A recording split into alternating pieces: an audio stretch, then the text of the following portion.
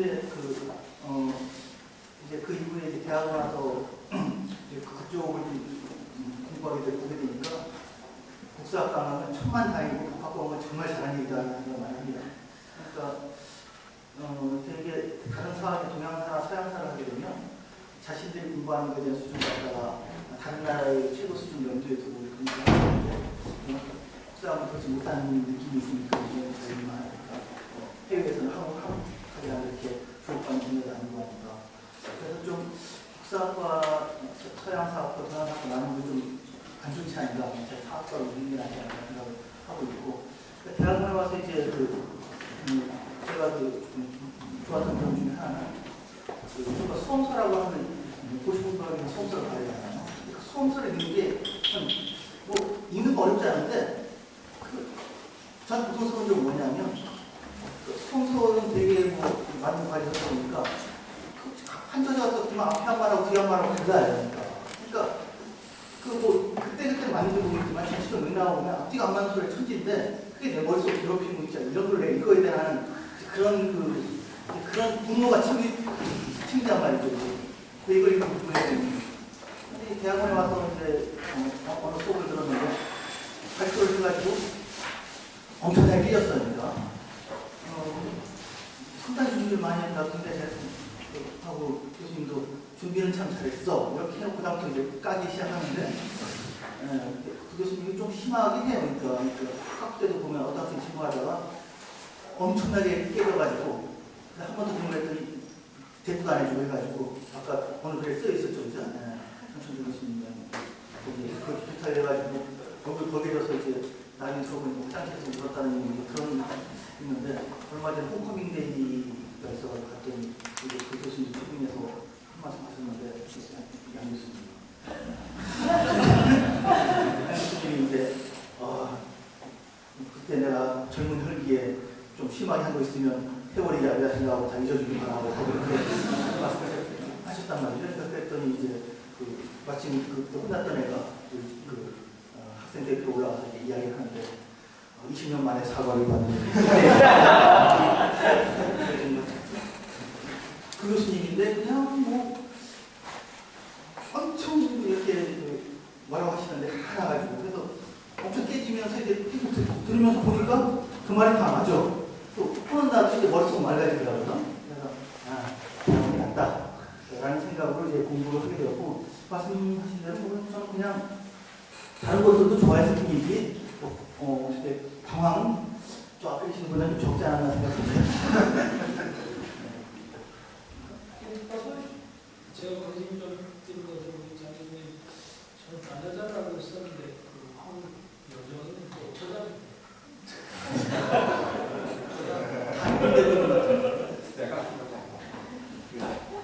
내가 아무래도 나이가 제일 많으니까 옛날 분들 에피소드도 많이 알고 있어서 좀 전해주는 게 필요할 것 같아서. 대학교 1학년 때 우리는 300명이다 보니까 인기 있는 선생님한테만 가고 같은 과목이죠. 민법하면 민법에 인기 있는 선생님한테만 가고 다른 선생님한테 안 가거든요. 그리고 분명히 나니까 반을 정했어요. A, B, C, D 이렇게 나눠가지고 이제 어느 선생님 A반은 어느 선생님, B반은 어느 선생님 이렇게 했는데 우리 A반에 속하는 이제 선생님이 고병국 교수님이라고 아주 우리 때 이미 연로하신 분인데 일본 공문을 합격한 대단한 분인데 난 그 양반 강의를 직접 안 듣고 난 김정한 교수님의 강의를 들었는데 전에 들은 바에 의하면 이 교수님이 첫 시간에 탁 들어오시더니 너희들 저 하늘에 뜨는 달 이걸 그 소유권이 누구냐 뭐 이런 질문을 했대요. 거기서 여러분들은 그러면서 말이지 저 소유권자가 누구냐 달을 보고 말이에요. 애들이 뭐 황당하잖아요. 그런 질문에서 그 뭐 법학을 처음 접하는 사람들이 애들 대답을 못하니까 너희들 말이야 그게 아니라 저로 달을 보면은 시도 떠올릴 수 있고 이런 사람이 되라고 해서 내가 하는 얘기다 이렇게 말씀하셨다고 그래요. 그래서 감동받기도 하고 또 한편 나중에 세월을 지나보니까 법학이란 학문이나 어느 학문이나 그 법적인 사고를 하려면은 그게 낭만적이지 아니한 것은 사실이지만 이건 소유권자, 권리 의무자가 누구냐 하는 거 질문하는 게 법학에서는 가장 중심되는 질문이 아니에요. 그래서 그것도 또 낫겠다는 생각도 들고 그래서 그 고병금 선생님의 그 에피소드를 이제 한번 여러분들한테도 들려주고 싶고 그 다음에 또 하나 이제 김창덕 교수님 이제 그 얘기를 듣고 생각나는데 여러분들 민법 1조에 보면은 민법의 그 법원은 첫째 법률이고 둘째는 관습법이고 세 번째는 조례라고 되어 있죠. 분명하게 쓰여 있습니다. 그래서 제가 그 수도의 법적 헌법적 지위가 이제 관습헌법이다 하는 판례가 나온 뒤로 거기에 대해서 반론이 하도 많이 나왔기 때문에 그 당시 그 부장판사니 이렇게 좀 판사로 오래 근무한 판사들한테 현재 판사들한테 여러분들 평생에 관습법에 기초해서 그 판결을 내려본 적이 있느냐? 형법은 물론 그 관습법이 법원이 될 수 없는 거 여러분 다 알죠. 조례헌법 정리에 의해서. 근데 민법 민사 사건에서 관습법에 의해서 판결 내려본 적이 있느냐? 그러니까 한 사람도 없어. 그러면 관습헌법이라고 하는 개념을 쓴 것에 대해서 그 사람들 그런 머리를 가지고 얘기를 하면은 할 말이 없겠다는 생각이 들어요. 왜냐하면 아까 판례가 기왕의 판례들이 나와 있고 또는 법정에 나와 있는 거면은 대답들을 쫙 잘하는데 판례가 없는 걸 질문을 하면은 사람들 꼼짝을 못 하거든. 생각을 안 한다고. 생각을 안 하는 이유가 말하자면 이제 김창덕 교수님 그 얘기가 꼭 들어맞는 게 이거 생각할 이 근거를 안 갖고 있기 때문에 그런 거라고. 그래서 관습헌법이 왜 얘기가 안 되느냐 이 말이에요. 그래서 사실은 여기서 얘기지만은 그 근거는 내가 처음에 몇 달 전에 내가 제시를 했다고. 나는 이제 관습헌법이란 말을 안 쓰고 불문헌법일 수 있겠다 하고 이제 그 칼럼을 쓴 적이 있는데 왜 그러냐 할 것 같으면 시작이 헌법이라고 하는 그 성문헌법이 헌법일 수 있는 사항을 완결적으로 쓴 것이냐 이거예요. 그 민법이면 민법 조문이 그게 완결적이고 그 외에 관습헌법이니 조례에 의해서 인정할 수 있는 건 아무것도 없느냐? 그건 아니잖아요. 그럼 헌법도 마찬가지 아니겠느냐? 그렇잖아요. 그걸로 전부고 거기 쓰여 있는 거. 그 외에는 헌법 사항일 수 있는 게 없겠느냐? 가만히 생각해 보니까 그것도 불문헌법일 수도 있는 가능성이 있는 거 아니냐? 그거 오래됐고 뭐 이제 누구 의문의 여진도 제기하지 않냐고. 근데 그렇게 사고를 하니까 결론이 나는단 말이에요. 근데 이제 기왕의 판례가 나왔다든지 이런 근거가 없는 걸 가지고 얘기를 못하는 이러한 식의 법학은 그 절름발이가 아니냐. 그래서 이제 우리 기초법 하는 사람들이 이제 스스로 만족스럽게 생각하는 바는 우리는 바로 기본으로 들어가서 생각할 수 있는 이런 것을 우리가 하는 거다. 사실은 뭐 법사를 하느냐 법사예학을 하느냐 법철학을 하느냐 차이는 있을지언정 기본을 찾아내는 이러한 훈련을 우리가 시키기 때문에 사실은 법학의 기초를 어느 분야 뭐 민법이든 헌법이든 뭐 상법이든 행정법이든 노동법이든 이렇게 해야 한다. 뭐 이런 생각을 갖고 있어요. 그래서 김창덕 교수님이 아주 좋은 말씀을 해주셔서 한편 또 방황을 했었는지 모르지만 참 좋은 일을 했다는 생각을 합니다.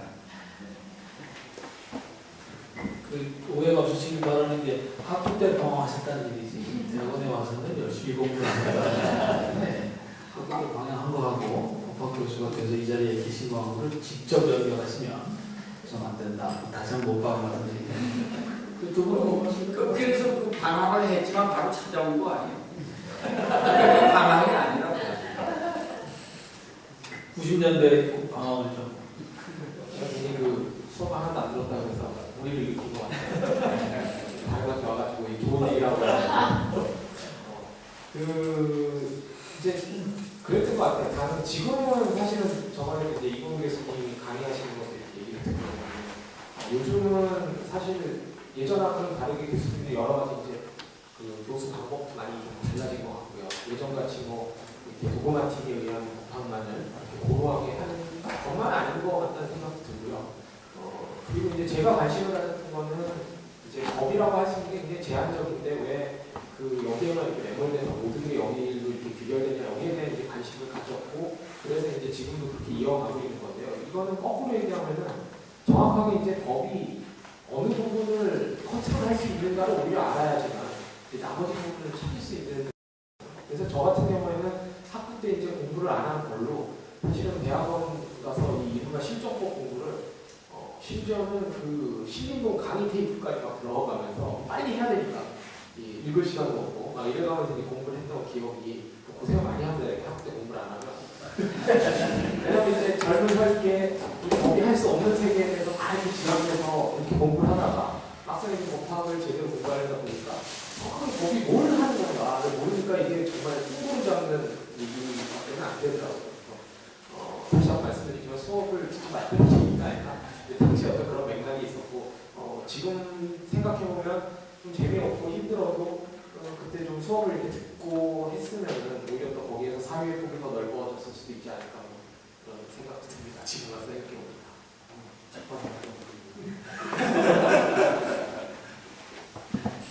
제 생각에는 그렇습니다. 지금이야 많이 우리 학교 때 생각하는 거하고 저희 때까지로 저는 이렇게 나누는데 또 저희 후배들도 저희 후배대로 이렇게 나눌 것 같아요.